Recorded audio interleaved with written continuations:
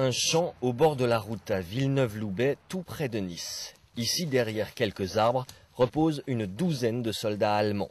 Après des semaines de recherche, le site a pu être précisément localisé, essentiellement grâce aux témoignages des derniers survivants de l'époque. Il aura fallu plus de 60 ans pour que les langues se délient.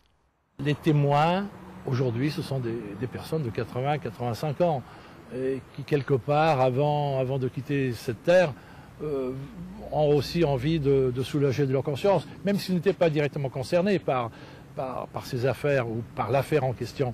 Mais ils savaient, ils n'ont rien dit. Retour sur les lieux des combats avec ce jeune étudiant passionné par l'histoire de sa région. C'est lui qui a réussi à situer la fosse commune. Ici même, des soldats allemands se sont retrouvés sous le feu d'une compagnie américano-canadienne. Évidemment, les Allemands, ils ont décampé aussi vite que possible. Mais il y en a un qui a été tué juste ici, au pied de cet arbre. Donc, par chance, on a pris une photo à l'époque. Et ensuite, cet Allemand, il a été enterré dans la fosse commune avec tous les autres qui ont été tués durant le combat à Villeneuve-Loubet. Et c'est donc ici que les ossements de 13 soldats viennent d'être exhumés. En juin prochain, une cérémonie sera organisée à leur mémoire au cimetière militaire allemand de Berneuil en Charente-Maritime, où sont déjà enterrés 8300 soldats. D'ici là, il reste un minutieux travail d'identification avec l'aide précieuse de la plaque que chaque homme portait. Ça change tout. Un corps découvert sans la plaque, on a un travail qui n'est pas fini. Là, c'est un travail accompli, avec l'espoir maintenant de décrypter et de dire de qui il s'agissait. Et du coup, la possibilité de prévenir les descendants de ces soldats qui pourraient assister à la cérémonie. Ce serait une première et peut-être aussi une dernière, car le temps presse, les derniers témoins vieillissent. Dans une dizaine d'années, ils ne seront plus là pour guider les recherches. Et 7000 soldats allemands sont encore portés disparus sur le sol français. Une découverte étonnante. 62 ans après la fin de la Seconde Guerre mondiale, 13 cadavres de soldats allemands ont été retrouvés puis exhumés. Ça se passe dans un bois de Villeneuve-Loubet. Explication Vincent Yagui. Les squelettes reposent ici, juste à 1 mètre de profondeur. Une fouille méticuleuse pour faire ressortir de terre l'histoire de la guerre 39-45. Bon, là, c'est un crâne qu'on a trouvé ce matin encore à l'intérieur du casque allemand, vous voyez. Donc le crâne, il est abîmé malheureusement, mais bon, on reconnaît encore.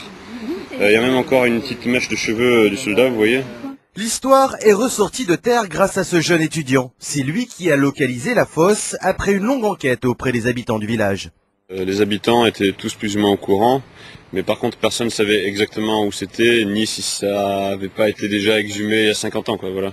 Tout un village au courant, mais personne n'ose dévoiler l'affaire jusqu'à aujourd'hui. C'est pas un secret de polichinelle, disons qu'à la Libération, il y a eu plusieurs morts allemands.